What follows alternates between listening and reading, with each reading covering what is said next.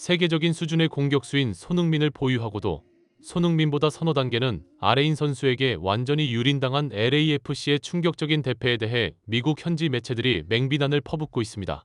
미국 다수의 매체들은 도스 산토스가 자신의 쓰레기 전술의 문제점을 덮기 위해 손흥민과 다른 동료 선수들을 거론하면서 새빨간 거짓말을 하며 사기극을 펼친다고 말하면서 이날 경기에서 손흥민과 맞대결을 펼친 베르너가 보인 경기 중 몇몇 행동들을 보면 LAFC가 대참패를 당한 이유를 명확하게 알 수 있다고 지적해 많은 팬들의 궁금증을 자아냈습니다.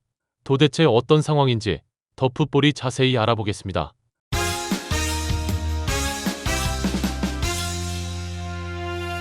포지션 변경을 두고 이해할 수 없는 선택이라는 강도 높은 지적이 나왔는데요. 경기 이후 MLS 소식을 전문적으로 다루는 현지 축구 팟캐스트 MLS 무브스는 LAFC의 전술과 경기력 전반을 강하게 비판하며 특히 손흥민 활용 방식에 대해 문제를 제기했습니다. 진행자는 마크 도스 산토스 감독은 경기 중 손흥민을 스트라이커에서 공격형 미드필더 위치로 내렸다. 이런 선택이 반복되는 것에 정말 진저리가 난다며 강한 불만을 드러냈습니다. 진행자는 이어 손흥민은 세계적인 피니셔다. 그의 역할은 중앙 미드필더가 아니라 최전방에서 골을 넣어야 하는 원톱 스트라이커라고 말하면서 손흥민을 중앙으로 내리고 마르티네즈에게 패스를 하게 하고 수비수나 미드필더들이 골을 넣게 하는 이상한 전술을 도대체 왜 쓰는지 이해가 가질 않는다고 날선 비판을 이어갔습니다. 진행자는 부안가 역시 경기력이 좋지 않았지만 두 선수에게 화를 내기는 어렵다. 그들이 받는 패스 주변 선수들에게 패스도 하고 공간도 만들어주며 지원도 하라고 한다. 손흥민에게 전술적으로 아무것도 지원하지 않으면서 도스 산토스는 손흥민 스스로 무언가를 만들어야 한다고 강요한다. 도스 산토스가 전술적으로 무능하기 때문에 손흥민에게 전폭적으로 의지한다고 말했습니다. 상대팀도 LAFC 공격의 창의성이 특정 선수에게 집중돼 있다는 걸 알고 있기 때문에 쉽게 차단할 수 있다고 설명하면서 최전방에 제레미 에보비세를 두고 양측면에 부안가와 샤펠버거를 배치하면서 손흥민을 10번으로 내렸다. 어떻게 0대3으로 뒤진 상황에서도 감독은 손흥민에게 기회를 만들어주기보다 그를 더 아래로 내리는 선택을 할 수 있나? 미친 짓거리라고 말했습니다. 이 매체는 이어 하지만 상대는 프리미어 리그에서 손흥민과 토트넘에서 함께 뛴 베르너를 영입해 LAFC에서 손흥민이 해야 할 역할을 부여했다고 말하면서 프리미어 리그에서 베르너는 손흥민보다 서너 단계는 아래였던 선수다. 골문 앞에서 결정력이 너무나 좋지 않아 빅리그에서 퇴출당한 선수인데 저런 선수도 MLS에 와서 LAFC를 상대로 4대1을 만들어낸다.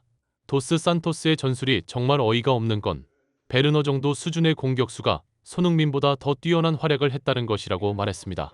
이 매체의 반응을 접한 몇몇 전문가들은 베르너는 독일 분데스리가에서 100골을 넣을 정도로 대단히 뛰어났던 선수라고 말하면서 그러나 베르너는 그 활약 덕분에 프리미어 리그로 넘어오지만 수준 높은 수비수와 전술 그리고 엄청난 공수 전환 속도에 적응을 못했고 특히 골문 앞에서 쓰레기 같은 결정력을 보였다고 말했습니다. 좌절한 베르너를 구한 것은 바로 손흥민이라고 말하면서 토트넘에서 골을 넣지 못하고 퇴출 일보 직전까지 갔던 베르너의 데뷔골을 어시스트한 게 손흥민이다. 그래서 베르너는 자신을 그렇게 챙겨준 손흥민을 MLS에서 제외할 때 너무나 반가워했던 것이라고 말했습니다. 베르너와 손흥민의 맞대결에서 당연히 손흥민이 압승을 할 것이라고 생각했지만 도스 산토스 때문에 이 예상이 완전히 빗나가는 초유의 사태가 벌어진다고 말하면서 첫 번째 골을 얻어맞을 때를 보면 도스 산토스가 손흥민을 내려쓰다가 얻어쳐먹는 골이라고 일침을 가했습니다. 이들은 이어 후반 52분경 장면이다. 손흥민이 원톱 자리에 있지 않고 상대 수비진을 유인하려고 중앙으로 내려앉은 상황이라고 말했습니다. 하지만 상대팀은 리그 2위인 산호세라고 말하면서 상대는 이미 손흥민이 중앙으로 내려앉아서 수비를 끌어내는 유인책을 쓴다는 것을 알고 센터백이 나오지 않고 주변에 있는 미드필더들이 손흥민에게 패스가 오는지만 체크한다고 말했습니다. 이때 이쪽에 있는 왼쪽 풀백 세구라의 움직임에 주목해야 한다고 말하면서 세구라는 사이드 공격을 하기 위해 오버래핑을 하는데 델가도는 좌측 사이드가 비었기 때문에 세구라 쪽으로 패스를 해줬어야 함에도 불구하고 중앙에 있는 손흥민에게 패스를 연결하려고 드리블을 치고 들어간다고 말했습니다. 상대 미드필더는 LAFC의 도스 산토스가 손흥민을 원톱으로 놓지 않고 중앙 미드필더로 내려서 쓰는 걸 이미 전술 분석을 통해 알고 있기 때문에 손흥민 주변으로 모여들어 패스가 손흥민에게 연결되면 끊으려고 준비를 한다. 이런 상황을 파악했다면 델가도는 공을 반대로 전환해서 빈 공간으로 침투하는 세구라에게 패스를 해야 하는데 생각 없이 손흥민에게 패스를 하고 이것이 상대에게 끊기면서 세구라가 올라간 뒤 공간이 상대 공격에 완전히 노출된다고 말했습니다. 이런 일이 벌어지는 이유는 델가도는 중앙 미드필더기 때문에 델가도가 공을 좌우로 배분하고 공을 공격진까지 운반해야 한다고 말하면서, 그런데 델가도가 능력이 떨어지니까 패스와 시야가 워낙 넓은 손흥민에게 이 역할을 맡기다 보니 델가도가 자신이 해야 할 역할을 하지 못하면서 선수들이 혼란에 빠지는 것이라고 말했습니다. 상대는 놓은 위치에서 공을 끊어내고 역습을 시작한다고 말하면서, 이때 베르너는 높은 위치에서 중앙 미드필더가 자신이 뛰는 빈 공간으로 빠르게 공을 연결해줄 것을 기대하며 스타트를 끊는다. 산호세는 베르너를 역습 공격에서 주축 선수로 쓰면서 공격력이 리그 최상위권으로 단숨에 도약한다고 말했습니다. 베르너가 뛰는 앞쪽으로 단숨에 패스가 들어가는데 LAFC는 수비수들을 무리하게 공격에 가담시키면서 좌우가 완전히 빈다고 말하면서, 중앙에 2명의 센터백이 있고 상대 공격수는 3명이 뛰어들어가는 상황은 선수들 잘못이 아니다.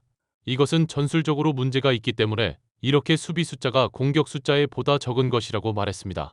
베르너가 공을 잡고 전방으로 뛰기 직전이 되어도 세구라는 산호세의 빠른 역습에 자신이 비워놓은 지역으로 아예 복귀 자체가 되지 않는다고 말하면서, 양쪽 사이드 풀백이 공격을 위해 올라가면서 비워놓은 공간이 상대의 역습에 노출이 되면 이때는 중앙 미드필더들이 이 공간 커버를 해야 하는데, 손흥민을 내려쓰고 미드필더나 수비수들을 공격수처럼 올리니까 일정 수준 이상의 역습을 구사하는 팀을 만나면 이렇게 초등생들처럼 무너지는 것이라고 말했습니다.